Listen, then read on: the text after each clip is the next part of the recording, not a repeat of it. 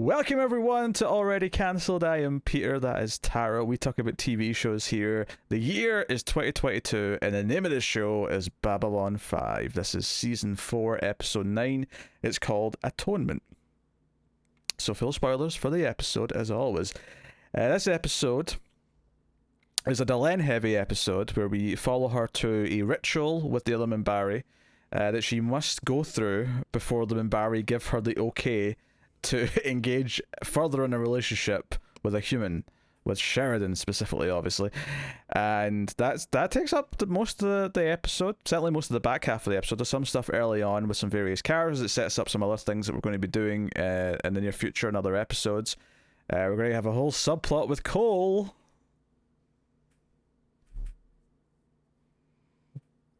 Are you waiting for... I thought I'd get a reaction out of that, maybe... Some audible clip. I thought maybe you were going to keep going. Maybe a noise of just like, or, Look, everyone knows he's not my favorite. And he does himself no favors in this episode as well. But at least the episode opens with the character I love. Oh yeah, Zach getting his new outfit, getting his new threads. He's finally getting the uniform to match everyone else. Mm-hmm. Did they have to wait till season 4 because they had no money left in the season 3 budget to get him a new outfit? They thought, oh wait. I don't know. I like the ceremonial garb on him. He looks sharp. Yeah, he does. He looks ready. Yeah, like he looks slimmer. I'm not sure if he is or if it's just because he usually wears such baggy stuff, comparatively, that he just looks really slim in that outfit. Looks trim. Looks good. Yeah. He should be dating Ivanova. Nah, he's got his eyes on Lita. Yeah. I guess. I don't know. Yeah. Although that sounds very dangerous to me, dating a telepath. Like, if your mind wanders at the wrong time, especially to another woman, I feel like... Yeah. Especially a blue-collar man like Zach. He's a simple man with simple pleasures. Simple, yeah. And, I don't know, maybe he'll be into it. So he's got his new outfit and he's very uneasy about it, but it turns out, and it's basically, I think it's, well, first of all, it's a joke where Linear kind of, in Minbari tells the others that, good job for, pricking him with the needle, and, if he does it again and use a bigger needle. So, yeah. bit of humour in the opening scene, but it all boils down to he feels a bit uneasy because him accepting this uniform means that he's accepting that he's taking this job permanently and that Garibaldi might not be coming back, and that's making him feel... So there's like a real thing behind it, which is kind of nice. Mm-hmm. It makes sense that he feels this way because it does kind of feel like he is just this temporary replacement, right? And I think the audience feels that way because we expect Garibaldi back in some capacity at some point, and maybe this is the show's way of telling us, no, this may actually, at least for a good while, that this might be the new status quo, and to accept it. Yeah, I wonder if at this point, like, if he gets a promotion because Garibaldi has officially left, like if Garibaldi comes back and he says, I want my old job back, like, can he get it? Like, wouldn't that be incredibly unfair to the person that they promoted in your place? Like, I don't know if it works that way. Like, either they would kill off Zach, which would make me very upset, although if it happens for the show reasons, okay. Or Zach has to be the one to step down, right? Yeah, I think the implication I would get in this case is that Zach would want Garibaldi to take his job back, so he would step down. But yeah, if it was a case where someone who wasn't that friendly with Garibaldi got a promotion and was excited and happy they finally got this job, and then Garibaldi came back and said, yeah, I'm going to take that job back now, I'm going to need that back, old buddy, old pal, that would be a very shitty thing to do. I mean, it wouldn't surprise me if Garibaldi comes back out of the fold and says, no, I'm not taking your job away from you, I'll work under you, I'll take your old job. Or maybe he'll just stick with his PI business because that's what he's always wanted to do anyway. Oh yeah, maybe he'll just be a third party independent. Now he's the Sherlock to Zach's police chief. I don't know, whatever you want to call it. Yeah, Scotland Yard. Scotland Yard. Yes, there you go. So we have that. Jakar gets his mechanical eye put in. I thought this was a delightful little scene just because Jakar thought it was really cool that he could still see out of it even when it wasn't in. Oh, I expect that to come into play very So do soon. I. So do I. But I kind of love that it ended with him just sort of waving at it. He and was so smiling. giddy about it. Yeah, he's like, "Oh, I can see myself. This is wacky." Yeah. And this idea that if he doesn't turn it off, it'll still transmit to him. So I suspect that he will catch an intruder or something whilst he's asleep or lying in bed or whatever. They'll do something with it. They'll play with it. But it's been set up for a reason. Like, we're going to use this somehow. Maybe just once, but once is enough. Oh yeah. So no, I had some fun with this. I also feel like we had to get this out of the way before Franklin gets sent on his mission, which is another thing that's set up early in the episode, which is that he and Cole's going along as his bodyguard, is going to Mars to speak with the resistance on Mars. Basically, so there's some proper representation from Babylon 5, but Sheridan, it's too dangerous for him to go because his poster, his face is like famous now because of all the propaganda that's going around. And this would definitely be a Garibaldi mission if he was still there. Very possibly, yeah. I am a little surprised that they're sending Franklin. I mean, he's like their chief surgeon. I guess they have enough medical stuff. I guess that's the handy thing about him not being on the job for like half of season 3 is that they know they can cover it without him. Like, we have I guess that's true. We have a medical staff that can handle it, so we can send him. Ivanov is too important to ship operations. I guess. Like, I was thinking like maybe Ivanova would be the other obvious choice. Yeah. But she's the one that really runs the station though, while Sheridan's doing all his big decision making. Mm-hmm. Yeah, she's the one on the bridge with Bridge Boy. Oh yeah. Is he still around? I don't think I've noticed him. Yeah, we haven't seen him in a while. I don't know if we've seen him this season. He might not have been around this season yet. I haven't checked the IMDb in a while. Maybe like Cole's his contract went up in price, so they had to cut Bridge Boy to pay for it. Just one more reason, Cole. But yeah, so they're sending him on this mission, and there's like a little follow up at the end. It's kind of amusing with them like sort of hiding in this ship, this crappy little like transport ship where they've got crappy seats that are just bolted into the wall next to like all the cargo, and it's cold, and he's playing with his pike, which Franklin even says, if you don't stop playing with that, like, I'm going to take it, or something like that. I can't remember what the exact line was, but and he's like, okay, fine, I'll sing instead. And then he starts singing. And apparently GMS and the makers of this show thought it was so funny, his singing, that they then had the singing just be the music over the credits at the end.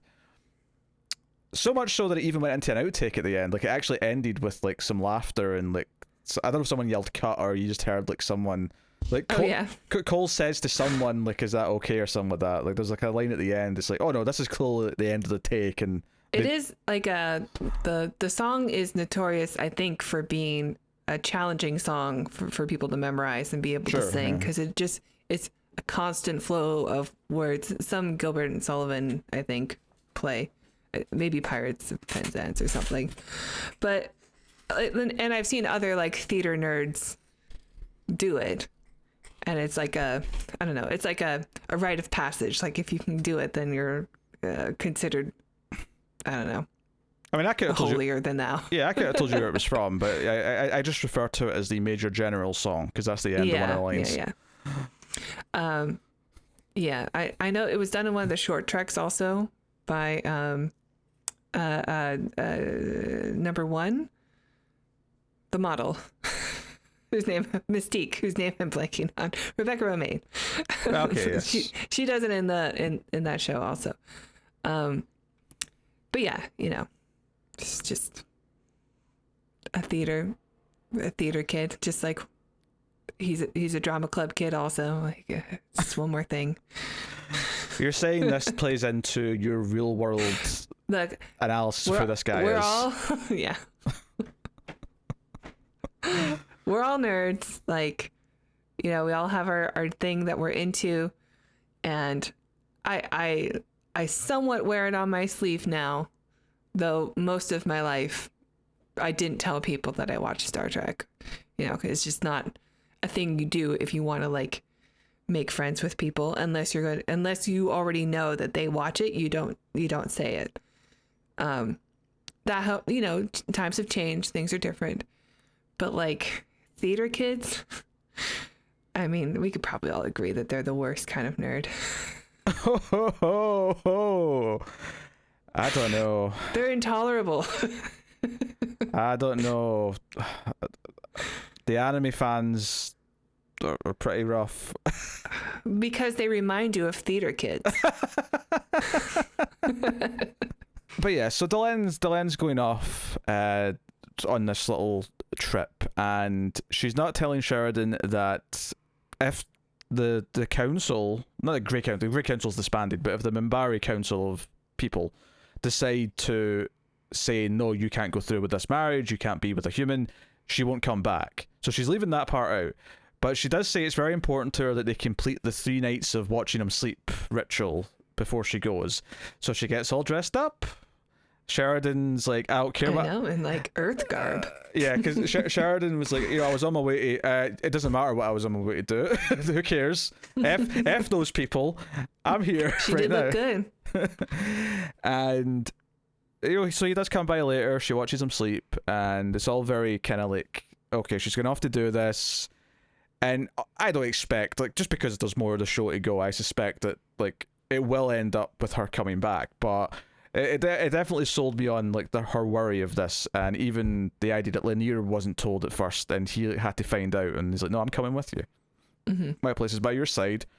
And she's a little concerned because this thing they're going to do, the dreaming, might reveal things about her that Lanier might not like, and she's worried about like her darker secrets sort of like coming out. And the idea being is that she goes through this process, the dreaming will reveal to her something about herself, and maybe will reveal that, oh, maybe it's not just that she's in love with Sheridan, there's maybe more to it than that. And depending on what the reason is that she does want to go through with this marriage, that'll put it into context for them to make a decision, like, is this right that she should do this? And they're all pretty against it to begin with, because generally speaking, they've not allowed Minbari to be with other races. That's just been like the flat, ever since they encountered other species, they're like, no, we don't do that, we stay pure, we stay purely Minbari. Frankly, none of their business, but whatever. I mean, I concur with you, but that's their argument, that's what they're saying. So she gets into the dreaming, and what this actually gives us is a set of flashbacks where we get to see her looking like, you know, OG Delenn. Oh, it's not really OG Delenn, because in the gathering the makeup was quite different, but OG Delenn in the context of what she looked like before she transformed. She doesn't have the cleft chin. Yeah. But, you know, we see her without the hair, season 1 style Delenn, and we get to see the cat, and we get to see like how he died, and the idea that she was to him what Lanier is to her. And that forming, because she was in the dreaming with him, supporting him, and then he kind of took her under his wing, eventually led to her being on the Grey Council, and he was impressed with how she thought about things. And we see the first encounter with airships. We see the moment where the Earthlings, it's weird to say that actually when I'm talking about you humans, but the Earthlings, because we're Earthlings, but you know what I mean, like we are Earthlings, how they failed, like they take the opening, but Earthlings could also mean like kitty cats. That's true. But they obviously, we know about the misinterpretation of the show of, it's maybe a show of respect and peace, like them opening their gun, whatever, but the humans are like, oh, they're going to open fire, shit, fire quickly. That, and they had soul takers or soul hunters with them. Well, I don't think they were with them. I think the soul hunters appeared independently. Mm. I think this, but it was bad for optics. Yeah, the soul hunters like showed up because they clearly had an inkling of like the way things were about to go, and that's why they appeared. Which that's because obviously we don't talked about the soul hunters that much. You know, there was a big thing at the start of the show. The soul hunter episode, that was like episode 2 or 3. It was like really early on. Soul hunter. I was waiting for it. I knew you were going to do it. Can't resist. As soon as they mentioned the Soul Hunters this episode, I'm like, Tara's going to do the Soul Hunters thing. I know she's going to do. So, you know, and we see Delenn have the action movie like cry of no as the cat dies in her arms. Kill them all, no mercy. Well, that's the big thing that's revealed, is that it turns out Delenn was the deciding vote in the council to like retaliate. Like, they don't stop and think about why did they fire on us. They don't, like, she just immediately says, no, kill them, like, kill them all, let them feel the the pain and retaliation of this. And she actually No diplomacy, nothing. And she does regret it, like, fairly quickly, in the sense that it's only like after the battle's over and they're talking about going to war, she's like, no, like, I wasn't thinking clearly when I said that. I was thinking about revenge because I was in the heat of the moment. I was angry. I was desperate. But at this point, it's too late, and they're all ready to go to war. And so there's this guilt she's living with that maybe one day she'll tell Sheridan, maybe she won't.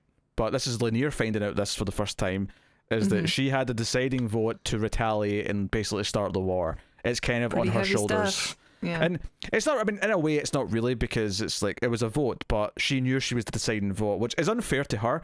The guy really should have told her it was the deciding vote, because that puts, like, all of a sudden, it's like, well, and that effectively makes it her choice and no one else's. If you know you're the deciding vote, then it's just my choice then.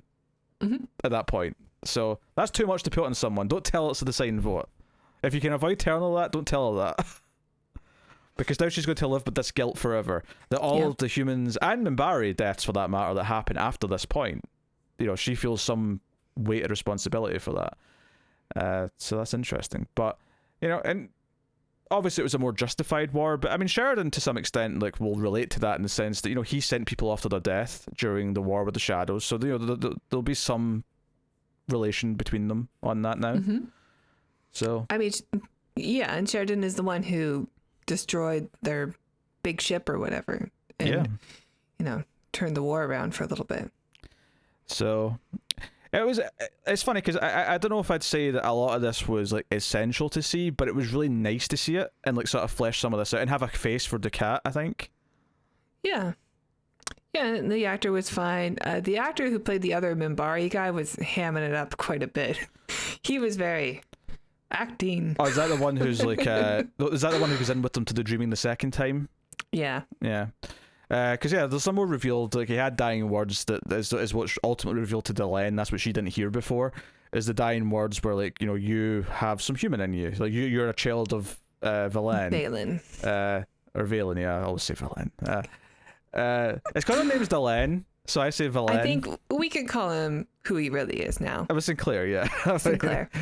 But and obviously they pieced this together and there's some proof, and Ducat knew this. Ducat knew that Valen was a human, and that it's your bloodline. Delenn and thousands of other Minbari at this point, because it's several generations back. So I mean, yeah, it sounds like Sinclair really got around after.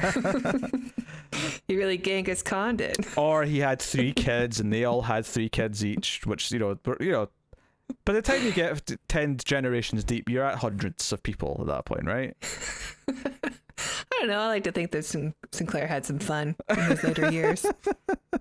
Oh yeah, all the bald boneheads really. You got a taste for a very particular type of woman. Well, I'm sure he was very unique to them. He didn't get to have his fiance, who the one that came from the Casa Dune before. Actually, Joe, in a way, this maybe confirms that there was never a planned romance between Sinclair and Delenn, because she's his offspring. Although they're maybe descendant. far enough removed. Yeah, I was just going to say, because the plan to have him be Valen was always in the cards. That wasn't something that was just like made up. Yeah, that was always going to be there. So presumably the JMS that always had knew. Crossed my mind.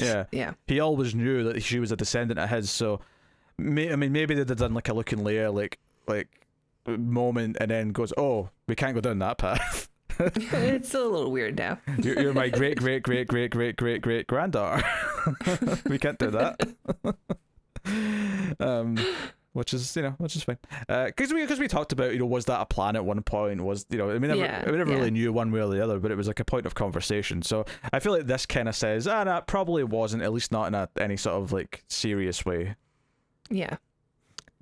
But anyway, like Dylan's thing now is like, look, the gene pool's already been compromised. There are no pure Minbari, at least on my side of the family. So might as well be able to marry whoever I want. Yeah, that's her argument, is that like her kids are going to be part human, no matter, even if she does end up with another Minbari. It doesn't matter. Like, she's already got human in her. And he's like, no, we can't tell the rest of the Minbar about this. It would cause chaos. People would be freaking out. And it's kind of interesting that the figure they look at as their religious figure was the one that's already infected the gene pool, as it were. Yeah. That's kind of interesting. Especially the Grey Council. Aren't they built around Valen? Yeah. So he says, how about we don't tell them, but there is an old tradition where back when we used to have a lot of civil wars on Mimbar, the winning side would offer up almost like a peace offering. They'd offer up like a daughter for marriage. So we'll present you as a daughter to the humans. And I'm like, the Earth Mimbar War ended. They're so progressive. The Earth Mimbar War, though, ended over a decade ago. It feels like randomly late to do it now. Do they take this offer? Because they kind of don't say anything like Linear and Delenn and just walk away. Like, no, that's bullshit. We're not going to do that. Like, we're just going to marry who we want. And people should know. I assume they did take the offer just because of the way it ends. There wasn't even like a nod or anything. They just kind of walked away. No, I mean, you're right, but I think the way he presents it and then the scene ends implies to me they just kind of went along with it. Maybe we'll find out otherwise, but I would say that there's still room for Mimbar to find out about this later. I kind of hope not, because the whole like presenting a woman as a prize, like even though it's going to the losing team, is such like a disgusting thing to do that I don't want them to do that. I mean, I agree, you know? But at least in this case, Delenn already wants to marry him, so it's like, you know, it's all just a facade. I mean, maybe that's why they didn't do it 10 years ago. They're like, you know, it's it's kind of an old tradition. We don't need to keep this up. It's a bit dated. Or maybe their desire not to infect the gene pool is bigger than their tradition of giving over a woman at the end of a war. I guess that's true also, because then you're... Yeah.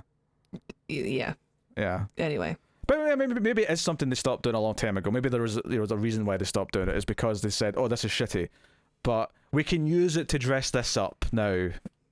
That kind of thing. But if they really had if they were really upset about the whole gene pool thing, then like, why did they even allow Delenn to live? Because she is, you know, at least half human. Well, to be fair, that's why they were so upset. Like they didn't like they react. It's not like they reacted kindly to her change. Like they didn't like it. No. But there weren't any like assassination attempts. I thought there would be like a lot more that came from it. You know, even when it happened, because they were kind of like setting stuff up for it. But instead, like the Grey Council just disbanded. Yeah, there was a lot going on, and I suspect as well it's not like the population necessarily know that she went through this change, so it probably is just the higher ups, and maybe they would have done something if the Grey Council hadn't like disbanded and all the, you know, if they weren't going through like, the beginning of a shadow war and everything else that was like building up at that time, maybe they would have been like more focused on just doing something petty, like try to have her killed. But yeah, but there was reactions to it and no one liked it. Like you know, other aliens didn't like it, humans didn't like it, and Minbari certainly didn't like it. You know, I vividly remember a scene where one of the Minbari say, "You're not one of ours anymore. Like you're not you're not pure anymore." Like there was definitely reactions like that. So I'm not going to down or take points away from the show because my memory of that time period is a little vague now because it's 2 seasons ago.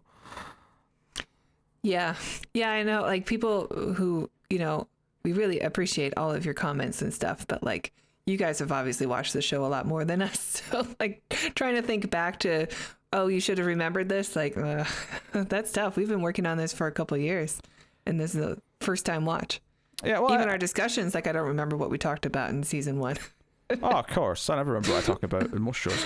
But what I, because I think when it comes to TV, like you inherently don't remember everything on your first trip through a show.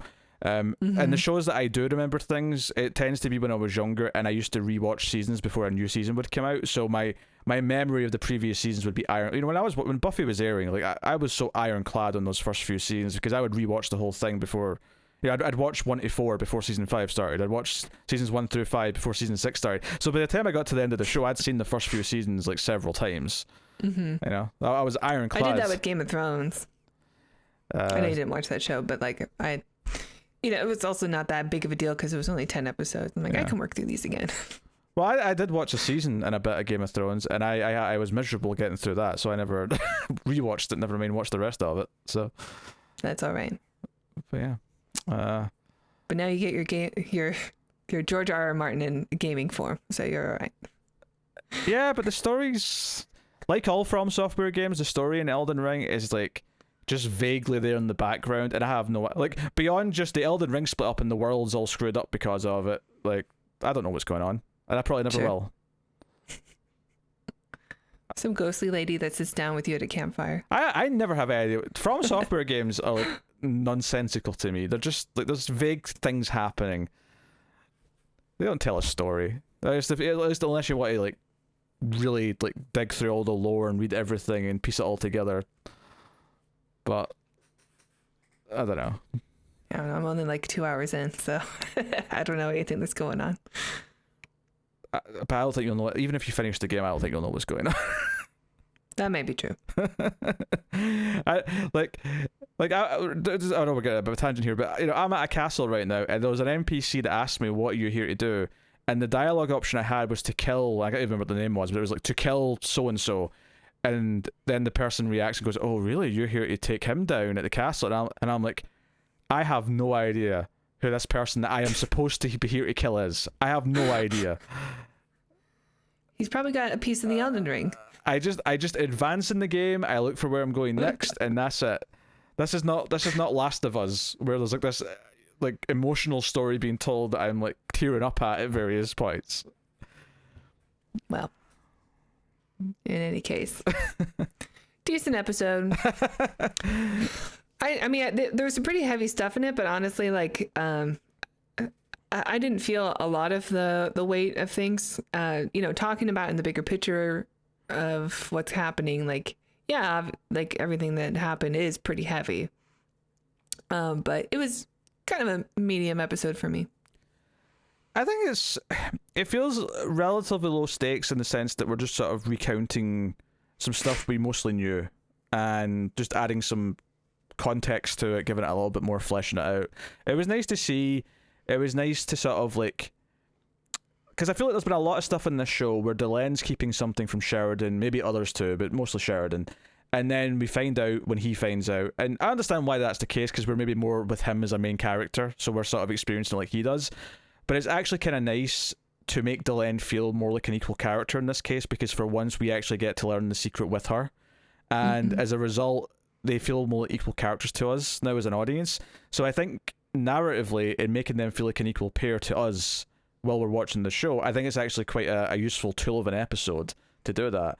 But most of what we learn isn't actually that earth-shattering in this episode, because it's mostly just fleshing out things we mostly knew before. But, just adding a little bit to it, like, like the idea that the cat knew a bit more about who Valen was, and that Delenn was not an ancestor, a descendant of Valen. Yeah, I guess so. I mean, I'm surprised that not that Ducat knew, but like more people don't know about Valen and Valen's true origins. Just like there wouldn't be some sort of like Templar that's keeping this secret passed down throughout generations or something. Well, I mean, the guy who is, running all this, that like he knows. Like that's the thing. They sort of, because they turn around and say, "You already knew this, didn't you?" Right. So, well, I mean, they know that Minbari and humans share souls. Yeah. Because that was the reason the war ended. Yeah. So clearly some higher ups do, but it's all very hush hush and like really up the food chain. But yes. So. No, it's interesting. I mean, it all comes back down to one of the themes of the show, which is a lot of these like races and civilizations being really steadfast in their beliefs and not wanting to evolve and not wanting to change and be more open to others. So this is just another example of that, but this case from the Minbari. So yeah, it fits in with the overall show. But yeah, there you go. That's Atonement. You can let us know what you think of this one in the comments. You can like and subscribe and ding the bell for notifications, all that stuff. But of course, you can also support us financially over at Patreon, can't you, Tara? That's right, Peter. If you guys enjoy our reviews, please check out our Patreon page. It's patreon.com/MildFuzzTV. And if you donate as low as $1 per month, you'll get access to bonus episodes for other shows we do. And if you donate $5 per month, you'll get access to these Babylon 5 reviews early, 6 days early. And some other shows you get early too. So if that interests you, please check it out. But otherwise, that is us. So thank you once again for watching or listening. We always appreciate it. Keep watching TV. Keep watching Babylon 5. Just don't give away the homeworld.